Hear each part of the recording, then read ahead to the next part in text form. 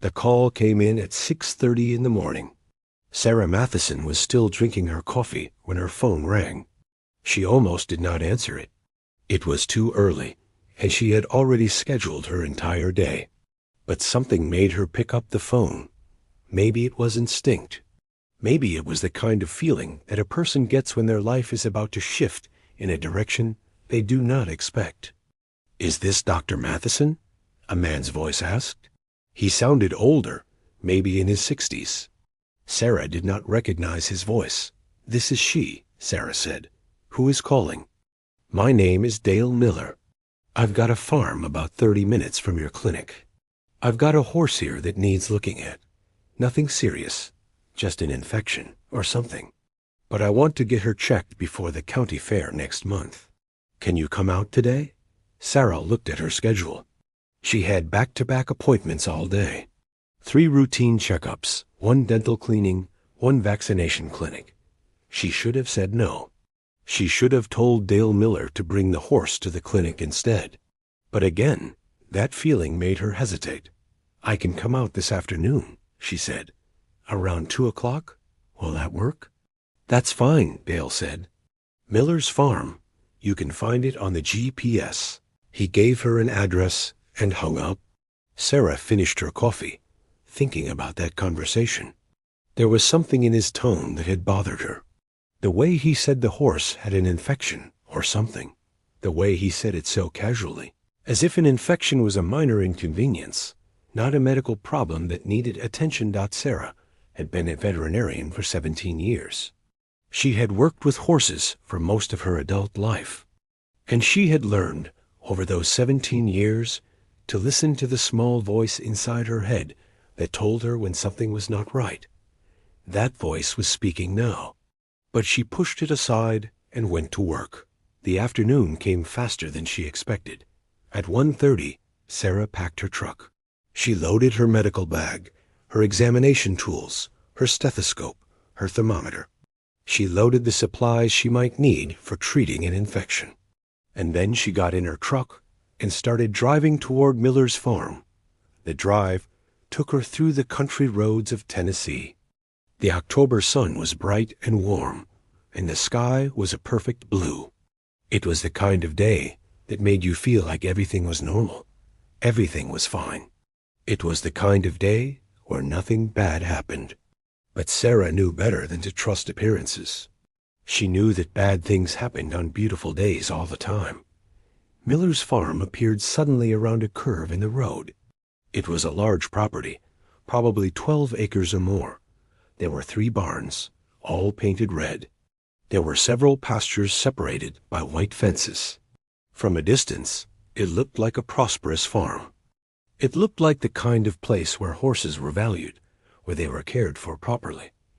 But as Sarah pulled through the gate and drove toward the main barn, something in her stomach tightened. The pastures were not as well maintained as they looked from the road. The grass was sparse and overgrown in places. Some of the fence posts leaned at odd angles. And in one of the pastures, she could see horses standing in the shade of a tree. But even from a distance, she could see that they were thin. Too thin. A man came out of the barn as she was getting out of her truck. He was heavyset, in his 60s, with a weathered face and a red baseball cap. His name was Dale Miller. He did not smile when he shook her hand. He did not make small talk. He just said, "She's in the 3rd stall on the left. Her name is Duchess." Sarah followed him into the barn. The smell hit her immediately. It was a smell that she recognized from years of working with animals. It was the smell of neglect. Not the fresh smell of a working barn with animals and activity, but the smell of stalls that were not being cleaned, of water that was not being changed, of an environment where things were being allowed to decay. The barn was darker than Sarah expected. The windows were small and high up, and they let in only thin strips of light. Sarah's eyes had to adjust. As they did, she began to see the details of the barn more clearly. The stalls had minimal bedding. The water troughs looked dirty. There were cobwebs in the corners, and dust hung in the air like a cloud. Dale Miller stopped at the 3rd stall on the left. "She's in here," he said. Sarah stepped up to the stall and looked inside. What she saw made her breath catch. The Mare was a chestnut color, but it was not the bright, healthy color that a chestnut horse should have. The color was dull and faded, like something that had lost all its life. The horse's body was skeletal. Sarah could count every single rib. She could see the hip bones jutting out sharply. The legs were too thin, and they were shaking slightly, as if standing was difficult for the animal. But it was the horse's eyes that made Sarah's heart break. The Mare was not looking at Sarah with curiosity or fear, or any of the normal reactions a horse might have to a stranger. The Mare was looking at Sarah with complete emptiness. It was the look of a creature that had stopped expecting anything good. It was the look of surrender. "Hey there, girl," Sarah whispered. She stepped into the stall slowly, speaking in the soft voice that she always used with frightened animals. "I'm just going to look at you. That's all." The Mare did not move. She did not react to Sarah's presence at all. And when Sarah reached out to touch the horse's left side, where Dale had said the infection was, the entire animal went rigid. Every muscle locked down tight. Sarah's hand found the wound. It was immediately obvious. It was a long gash, probably 4 inches or maybe longer. The edges were swollen and red. There was discharge coming from it, thick and discolored. And the scarring around the wound was old, very, very old. But it was the pattern of the scarring that made Sarah's hands begin to shake. This was not a recent injury. This was not the result of an accident. The scarring pattern, the way the wound was shaped, the location on the horse's body, all of it told Sarah exactly what had caused this injury. This was a whip scar. Someone had whipped this horse hard enough to break the skin, and then nobody had ever properly treated the wound. The infection had been left to fester. Sarah stood up and stepped back out of the stall. She looked at Dale Miller. He was standing there with his arms crossed, waiting for her to finish, as if he had somewhere else to be. "How long has she had this wound?" Sarah asked. Her voice was steady, but inside, something was awakening in her. Something angry and determined. "I don't know," Dale said. "I got her from an auction in Georgia about 2 years ago." She already had it then. Sarah nodded slowly. She was beginning to understand. This was not just an infection on one horse. This was something bigger, something darker. And she was going to find out what it was, no matter what it took. She pulled out her phone and started taking photographs. And as she documented what she was seeing, Sarah made a silent promise to the broken Mare standing in front of her. She was going to look deeper. She was going to find the truth. And she was going to make sure that this animal, and any others like it, would finally get the help they deserved. The barn was quiet when Sarah stepped inside, but it was the kind of quiet that felt wrong. It was not the peaceful quiet of a well-cared-for place. It was the quiet of suffering held still. The air was thick with dust, and something else, something that made Sarah's nose wrinkle slightly. She had smelled it 1,000 times in her work, but it never got easier to recognize. It was the smell of an animal living in filth, of wounds left untended, of a body slowly breaking down while nobody paid attention. Dale Miller walked ahead of her, his work boots making heavy sounds against the wooden floor. He did not look back to see if Sarah was following. His whole body carried the message that he did not particularly care what she thought about his farm or his animals. He was doing this because he had to, because the county fair was coming, and perhaps he wanted to show a horse there. But it was clear from every movement he made that he did not value her opinion or her time. The third stall was exactly where he said it would be, but nothing else that Sarah saw matched his casual description of a simple infection. The Mare was not just thin, she was skeletal. Sarah could count every rib from across the stall. The horse's hip bones jutted out sharply, covered by skin that looked almost loose, as if the body inside had shrunk away and left the skin behind. The hooves were overgrown, the kind of overgrowth that happened when a horse was not being worked, not being exercised, just standing in a stall day after day with no one paying attention to basic care. But it was the animal's face that made Sarah's throat tighten. The Mare's eyes were dull and empty. Not the bright emptiness of a horse in a dark stall, but something deeper. Something that looked like resignation. The Mare was not looking at Sarah with curiosity or fear, or any of the normal reactions a horse might have to a stranger. She was looking at Sarah the way something looked at a wall or a fence, post as an object in the space, nothing more. And that blankness in those eyes told Sarah more than any test could have.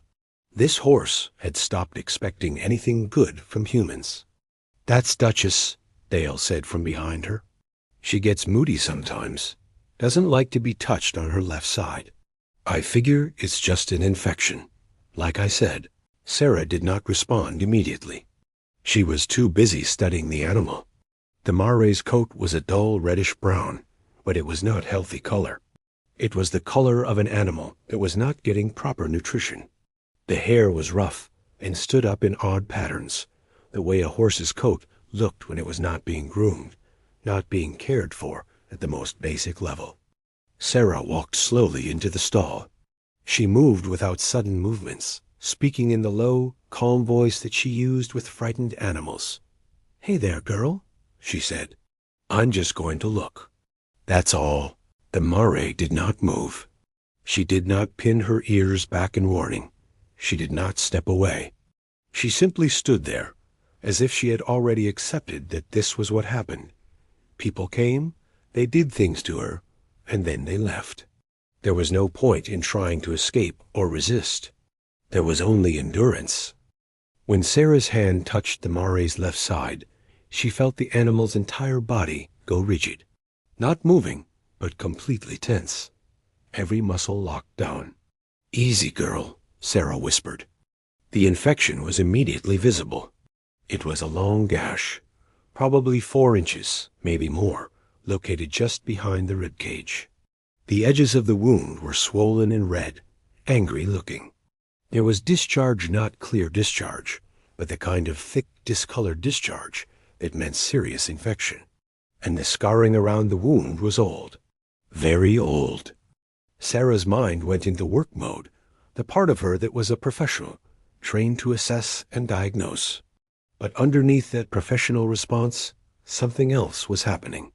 She was seeing something that disturbed her on a level that went beyond simple injury. She leaned in closer, using her fingertips to examine the edges of the wound. The scarring pattern was distinctive. It was not the kind of injury that came from a simple accident.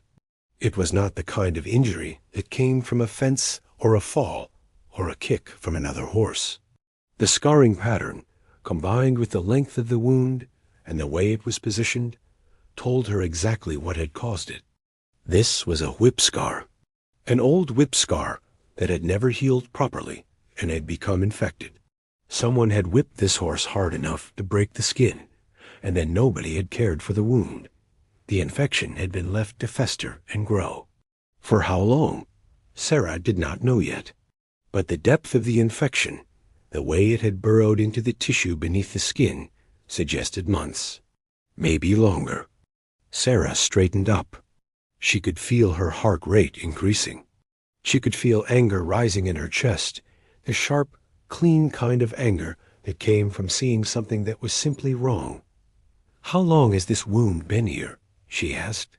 Her voice was steady, but she was fighting to keep it that way. "I don't know," Dale said. "I got her from an auction down in Georgia about 2 years ago. She already had it then."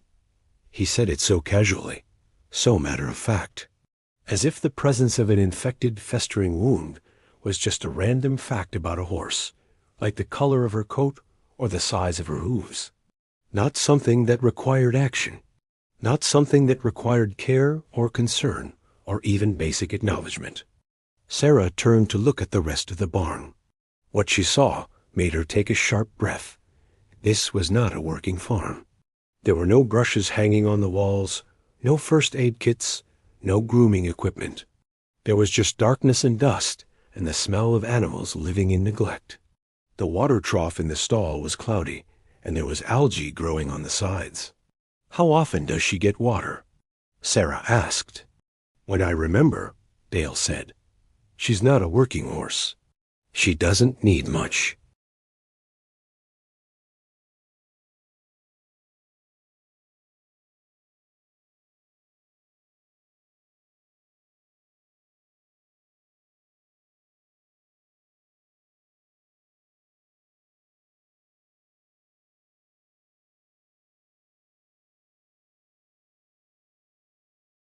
Sarah walked back out of the stall, and as she did, she caught sight of something else. There was a second window in the barn, higher up, and through it she could see into another section of the barn. There were more stalls visible through that window, and in at least two of them she could see the shapes of other horses. She walked over to the window and looked out through it. What she saw made her stop moving completely. There were at least 5 other horses visible in that section of the barn. All of them were thin. All of them appeared to be standing in neglected stalls. And one of them, a gray animal in the stall closest to the window, had visible scarring across its shoulder scarring that looked very similar to the scarring she had just seen on Duchess. Sarah's mind made the connection instantly. This was not one case of animal neglect. This was not one horse with an old injury. This was a pattern. This was a systematic failure to care for multiple animals over what appeared to be an extended period of time.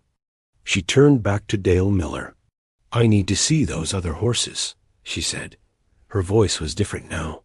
It had an edge to it that had not been there before. They're not your concern, Dale said. You're here to look at Duchess. That's it. They are my concern, Sarah said quietly. Every animal on this property is my concern the moment I know they're here.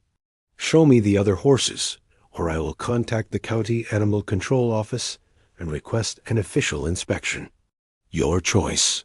Dale Miller's face darkened. For a moment, it looked like he might refuse. But then something in his expression shifted.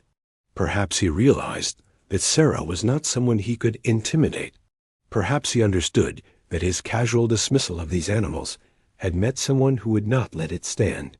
He walked toward the other section of the barn without responding, and Sarah followed him, already pulling out her phone, already beginning to document what she was seeing, already making plans to do something that would change the course of the next several months of her life.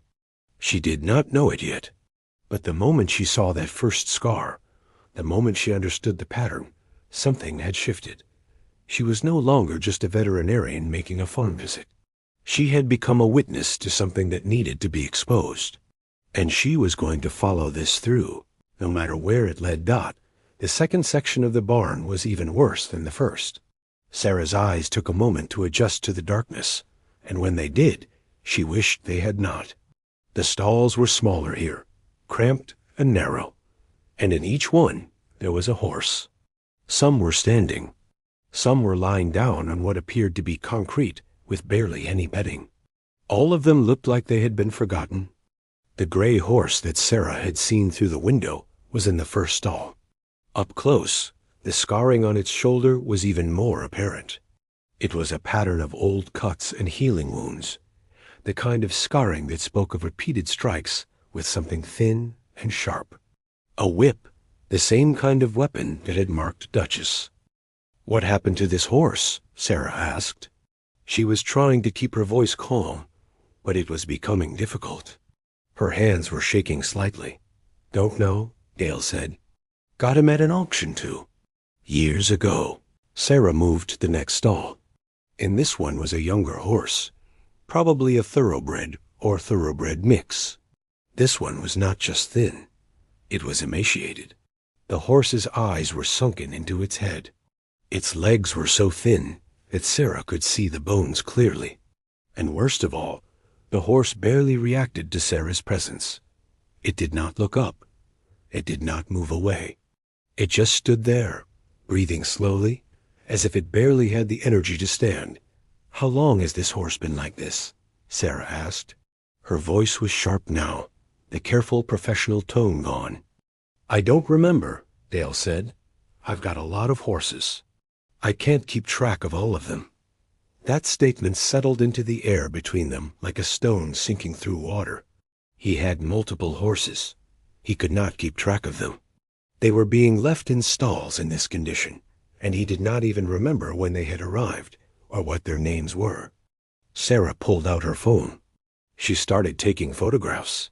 Close-up photographs of the scarring on the gray horse. Photographs of the emaciated younger horse. Photographs of the stalls themselves, showing the minimal bedding, the dirty water troughs, the general state of neglect and abandonment. "You can't take pictures," Dale said. His voice was suddenly angry. "This is private property. These are animals," Sarah said quietly. "And they're suffering.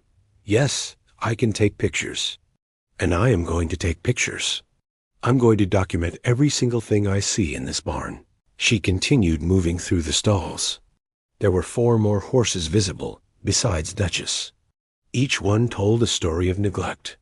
One had hooves so overgrown that its gait was clearly painful. Another had patches of missing hair that suggested either illness or self-mutilation from stress. A third was coughing, a deep, wet sound that made Sarah's chest tighten with concern. She documented everything. Photographs from multiple angles. Notes on her phone about what she was seeing. Observations about the condition of each animal. By the time she finished, she had taken more than 50 photographs. "I need to examine each of these horses properly," Sarah said. "I need to check their temperature, their heart rate, their teeth, their overall health status. This is not something I can do today, but I will be coming back to do this." "You're not coming back here," Dale said. His voice was cold now. "You've done what I asked.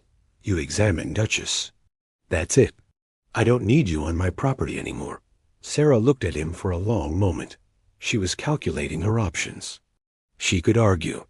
She could threaten him with county inspection.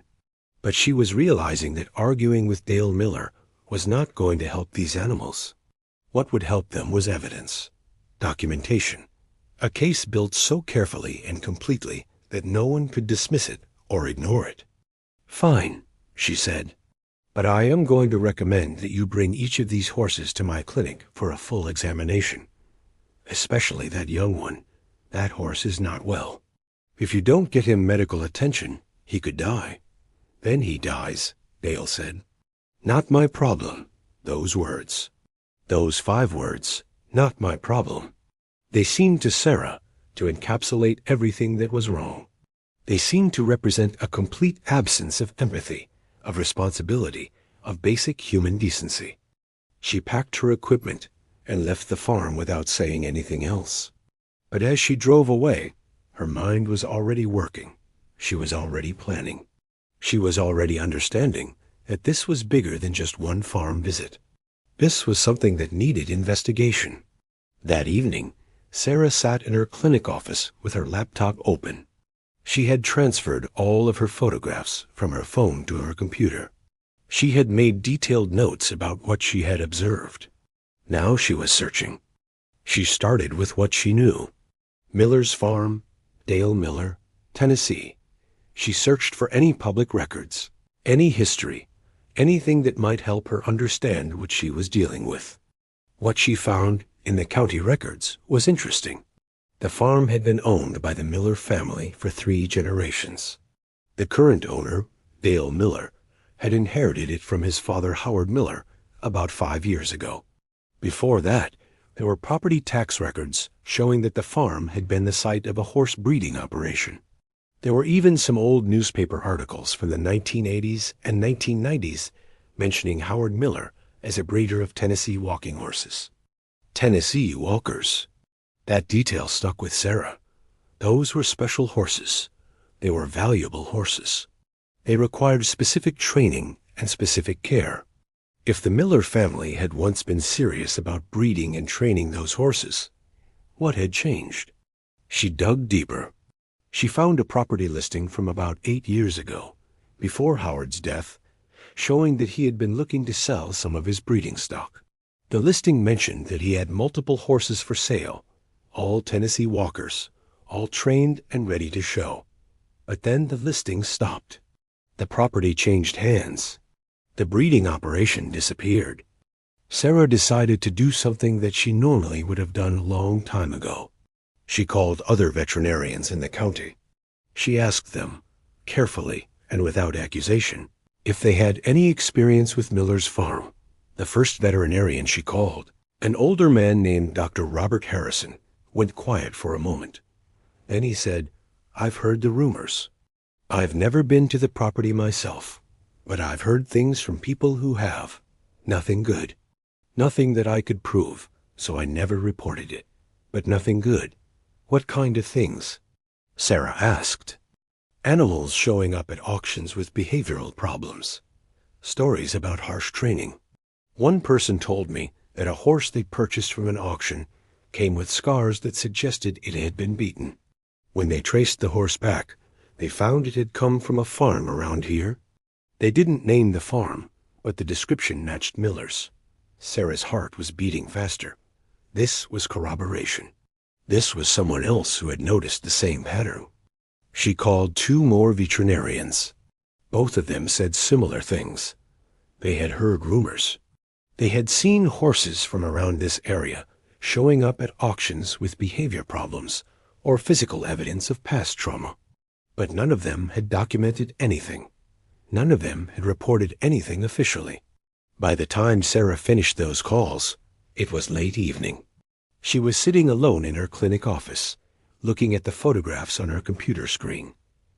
Duchess's infected whip scar, the gray horse's pattern of repeated scarring, the emaciated young horse, barely able to stand, and she made a decision.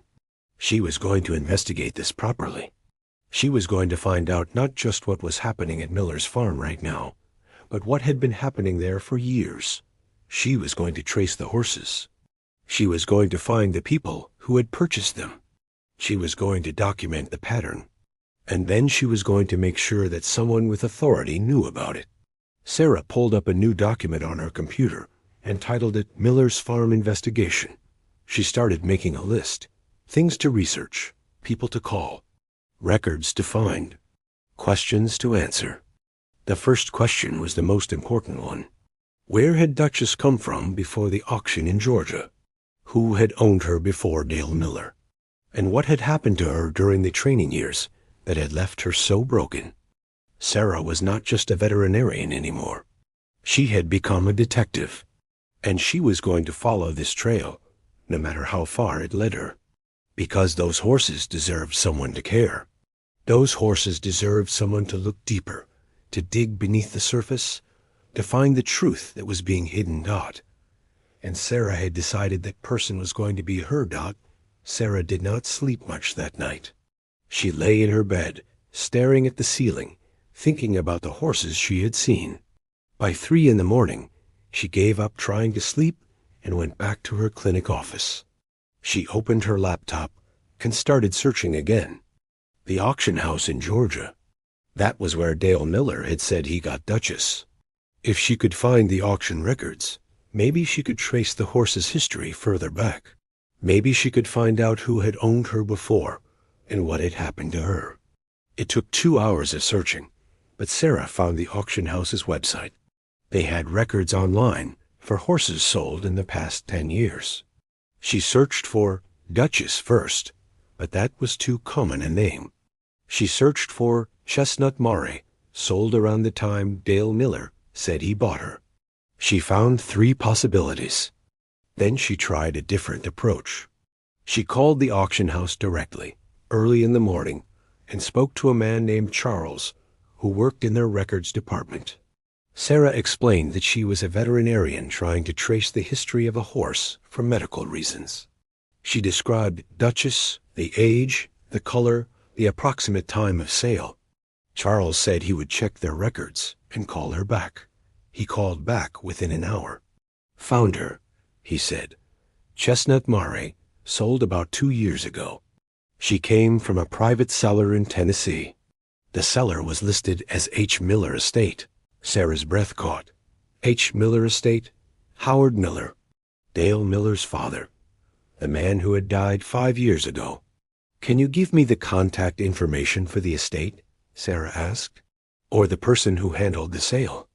The person who listed her was Dale Miller, Charles said.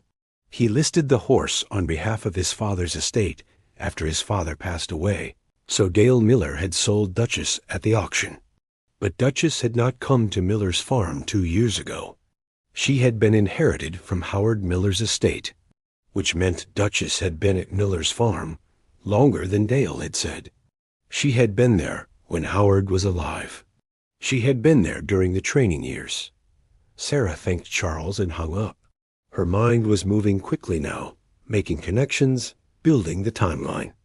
Howard Miller, the father, had been a Tennessee Walker breeder and trainer. He had owned horses, including Duchess. Howard had trained her harshly enough to leave whip scars on her body. Howard had died 5 years ago. When he died, Dale had inherited the horses. Dale, who did not know how to care for them properly. Dale, who had let them deteriorate.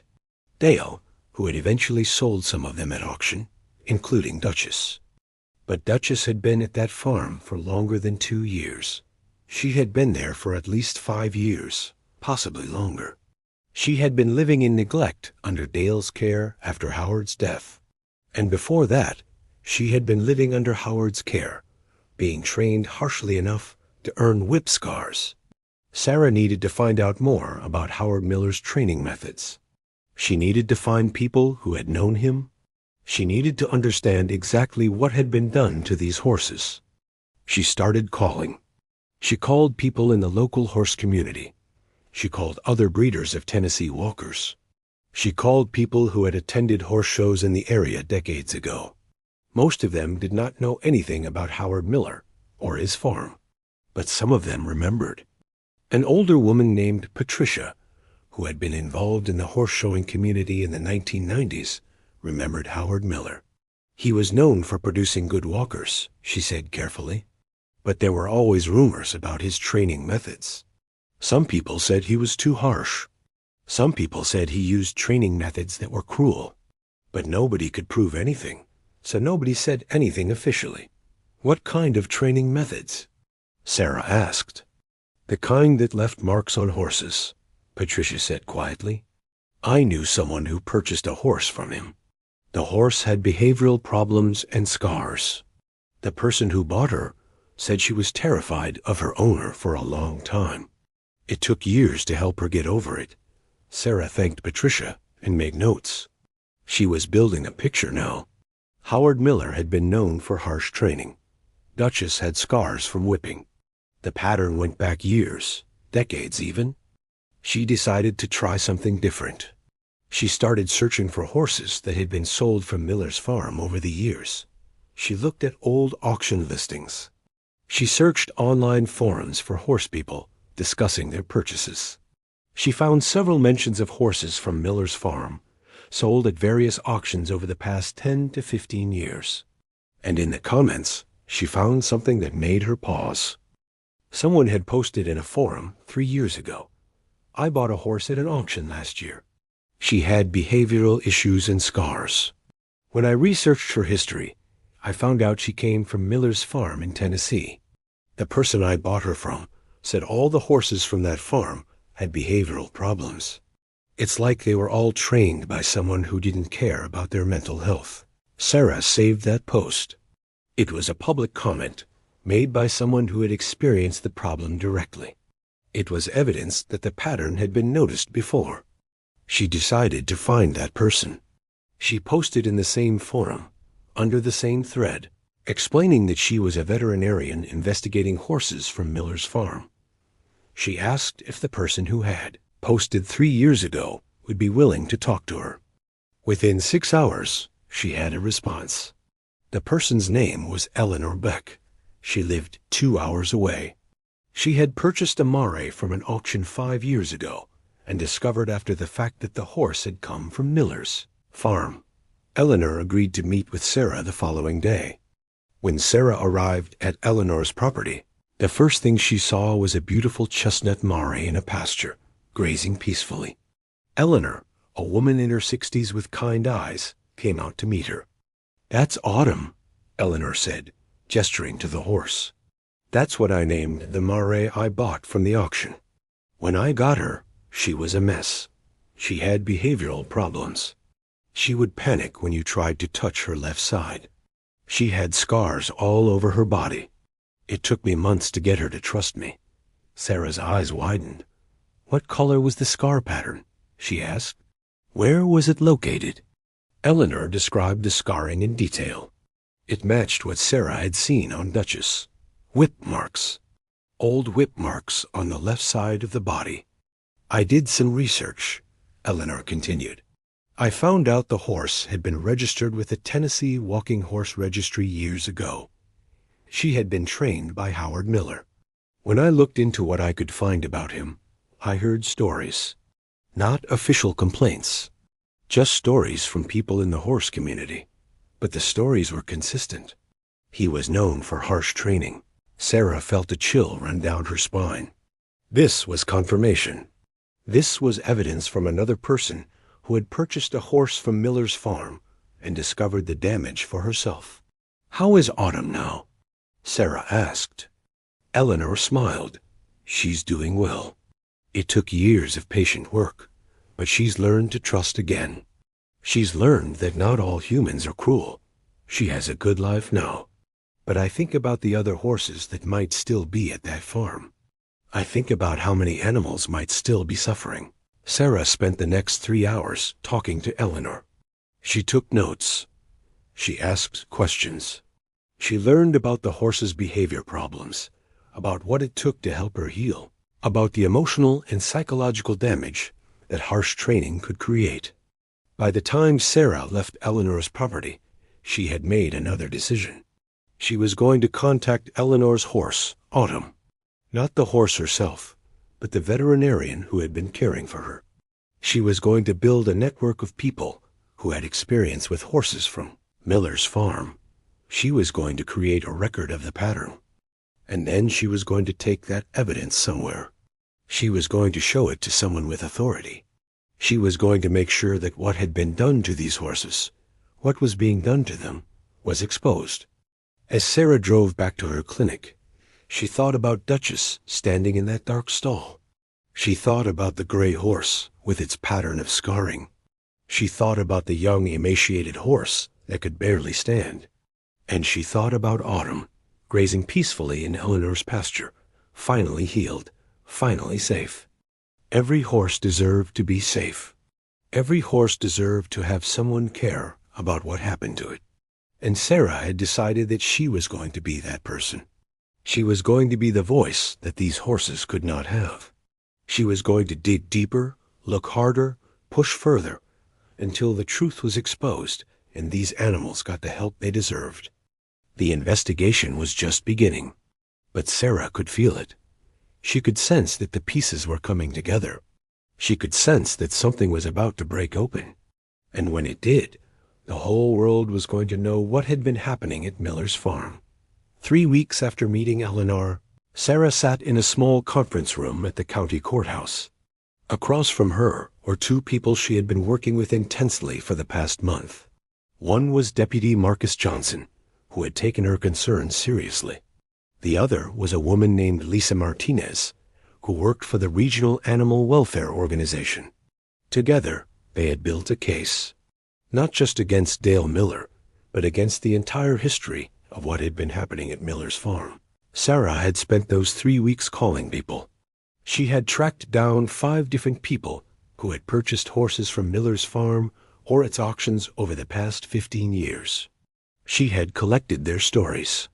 She had documented their horses' behavioral problems, their physical scars, their need for extended recovery. She had created a timeline showing that the pattern went back at least 2 decades, possibly longer. She had gathered evidence of whip marks, of inadequate nutrition, of psychological damage that took years to heal. Eleanor had connected her with a veterinarian who had cared for Autumn over the years. That veterinarian, Dr. Michael Chon, had written a detailed report about the kinds of injuries and behavioral problems that typically came from harsh training.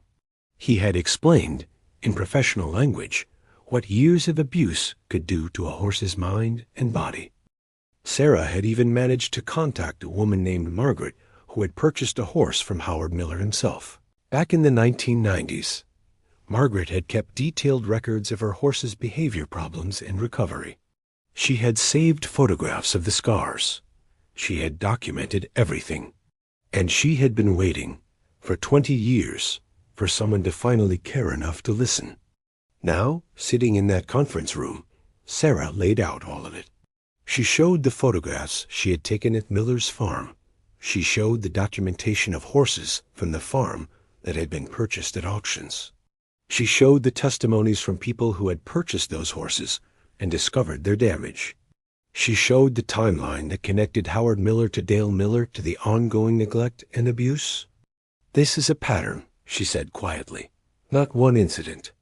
Not one horse. A pattern that has been happening for at least 20 years. And right now, there are still horses suffering at that farm." Deputy Johnson looked at the evidence carefully. Lisa Martinez took notes. When Sarah finished, there was a long silence in the room. "This is good work," Deputy Johnson finally said. "This is the kind of documentation that gives us grounds for an official investigation, not just a routine welfare check. An actual investigation into animal cruelty." "What happens next?" Sarah asked. "We get a warrant," Lisa Martinez said. "We go to the property with animal control and a veterinarian. We examine every animal. We document the condition of each one. If we find evidence of cruelty or severe neglect, we can seize the animals. We can press charges against Dale Miller." Sarah nodded. She had been hoping for this outcome, but she had also been afraid of it. Once this started, once the official machinery began moving, there would be no stopping it. The truth would come out, and the world would know what had been happening. 2 weeks later, Sarah received a call from Deputy Johnson. "We got the warrant," he said. "We're going to Miller's farm tomorrow morning. I want you to be there. I want you to document the medical condition of each animal. I want you to be our expert witness." That night, Sarah barely slept. She prepared her equipment. She made lists of things to check for. She reviewed her notes about each horse she had seen. She thought about Duchess, standing in that dark stall, her infection festering, her spirit broken. The next morning, Sarah arrived at Miller's farm at 7 in the morning. There were already 4 vehicles there. Deputy Johnson's police car, a van from Animal Control, a truck from the Animal Welfare Organization, and a sedan with 2 state veterinarians who had been brought in to help with the examination. Dale Miller came out of his house looking angry and confused. He tried to refuse the officers' entry to his property, but the warrant was clear. They had legal authority to be there. What happened over the next 6 hours was methodical and thorough. Sarah and the 2 state veterinarians examined every horse on the property. They documented the condition of each one. They took photographs. They collected evidence. And as they worked, the full extent of the neglect became clear. There were 12 horses on Miller's farm. All of them were underweight. 3 of them had visible infections or wounds that required immediate medical attention. 4 of them had behavioral problems consistent with past abuse. 2 of them were so emaciated that the veterinarian said they were at risk of dying without immediate intervention. And all of them showed patterns of neglect that had been going on for a long time. By the end of the examination, the decision was made.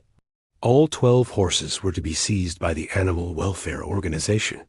Dale Miller was being cited for multiple counts of animal cruelty and neglect.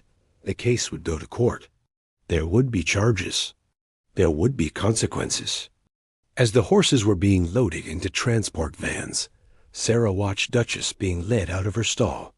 The Mare was still thin, still injured, still carrying the weight of her past. But she was leaving that dark barn. She was leaving that place of pain and neglect. Sarah walked over to Duchess and put her hand on the horse's neck. "You're safe now," she whispered. "Everything is going to be different from here on." The Mare did not respond, but Sarah felt the slight softening in her body. Maybe it was nothing. Maybe it was just Sarah hoping for something that was not there. But she chose to believe It was the beginning of understanding, the beginning of trust. Duchess was transported to a facility run by the Animal Welfare Organization. Sarah visited her there 3 days later. The facility was completely different from Miller's farm. There was green grass. There were other horses. There were people who knew how to care for animals, who took time with them, who spoke to them gently. Duchess was standing in a large stall with fresh bedding and clean water. A veterinary technician was carefully cleaning her wound. The Mare stood quietly, not perfectly calm, but better. She was beginning to learn that not all human contact meant pain. Over the next weeks, the story of Miller's farm spread. Sarah did not make it public on her own, but the Animal Welfare Organization did. They held a press conference explaining the seizure of the horses and the charges against Dale Miller. They showed photographs of the horses in their neglected condition. They talked about the pattern of abuse that had been happening for decades. The story went viral. Animal welfare advocates shared it across social media. News outlets picked it up. People who had purchased horses from Miller's farm over the years came forward with their own stories. The story of Howard Miller's harsh training practices, kept quiet for 20 years, finally came into the light. And in the center of all of it was Duchess. Her infected wound, her broken spirit. Her story became the symbol for what could happen when nobody was watching, what could continue when people chose not to see. 6 months later, Sarah stood in a pasture watching Duchess graze peacefully. The Mare's wound had healed. The infection was gone. Her coat was shining. She had gained healthy weight. And most importantly, she had learned to trust. She had learned that Sarah's hands meant care, not pain. She had learned that humans could be gentle. Duchess had been adopted by an older woman named Susan, who had volunteered at the facility and fallen in love with the Mare. Susan had the patience, the resources, and the gentle spirit that Duchess needed. She had promised Sarah that Duchess would spend the rest of her life in peace. When Sarah touched the healed scar on Duchess's left side, she thought about the journey. From that dark stall at Miller's farm, to the discovery, to the investigation, to the exposure, to this moment. One horse, one veterinarian who had decided to look deeper, and a pattern that had been broken. The court case against Dale Miller was ongoing, but it did not matter what the courts decided. What mattered was that these horses were safe. What mattered was that the truth had been exposed. What mattered was that one Mare named Duchess had been given a second chance. And as Sarah drove away from that peaceful pasture, she knew something with complete certainty. This was why she had become a veterinarian, not for the easy cases, but for the moments when she could look deeper, when she could speak for the voiceless, when she could transform suffering into healing. Duchess had survived the darkness, and now, finally, she was living in the light.